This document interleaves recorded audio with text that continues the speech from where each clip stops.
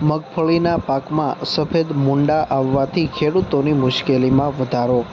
ભાવનગર જિલ્લા સહિત સમગ્ર સૌરાષ્ટ્રમાં ખેડૂતોએ ખૂબ મોટા પ્રમાણમાં મગફળીનું વાવેતર કર્યું છે. પરંતુ હાલ જોઈએ તો છેલ્લા ઘણા સમયથી વરસાદ પડ્યો નથી, જેના કારણે ખેડૂતોની મુશ્કેલીમાં વધારો થયો છે. વરસાદની અછત હોવાના કારણે ખેડૂતોના અનેક પાકો સુકાઈ રહ્યા છે, તો કેટલાક પાકોમાં અનેક રોગો આવી ગયા છે, જેના કારણે આ વર્ષે ખેડૂતોનો ઊભો પાકમાં ભારે નુકસાન પહોંચ્યું છે. હાલ સૌરાષ્ટ્રમાં અનેક ખેડૂતોના મગફળીના પાકમાં મૂંડા નામની જીવાત આવી છે, જેથી ખેડૂતોની મુશ્કેલીમાં વધારો થયો છે. આમાં અમારે શું કરવું?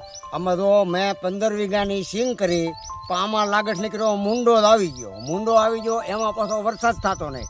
દવા નાખવી પણ તો વરસાદ આવે તો મેં કાંઈ દવા ઉતરે નહીં, એમને તો કાંઈ દવા ઉતરે નહીં.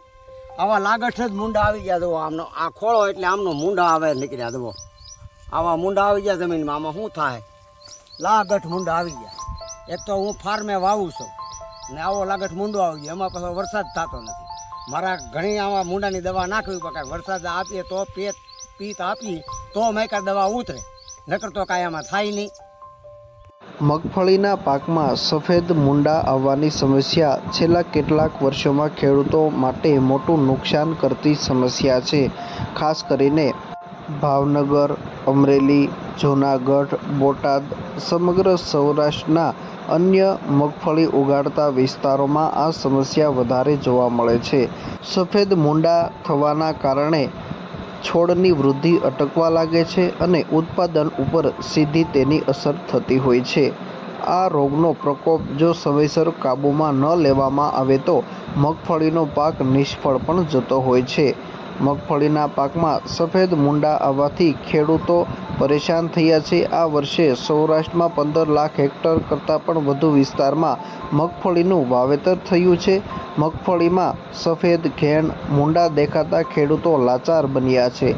આ મૂંડા મગફળીના ડોડવા તેમજ એના મૂળ ખાય છે, મગફળીમાં મોટું નુકસાન કરે છે અને મગફળીના છોડ સુકાય અને અંતે નષ્ટ થવા લાગે છે. ખેડૂતોને પડ્યા ઉપર પાટા જેવી પરિસ્થિતિનું હાલ નિર્માણ થયું છે. આ વર્ષે અનેક ખેડૂતોએ મગફળીનું વાવેતર કર્યું છે, પરંતુ વરસાદ નથી પડ્યો અને અનેક રોગ જીવાત આવવાના કારણે આ વર્ષે મગફળીના પાકમાં ભારે નુકસાન પહોંચ્યું છે.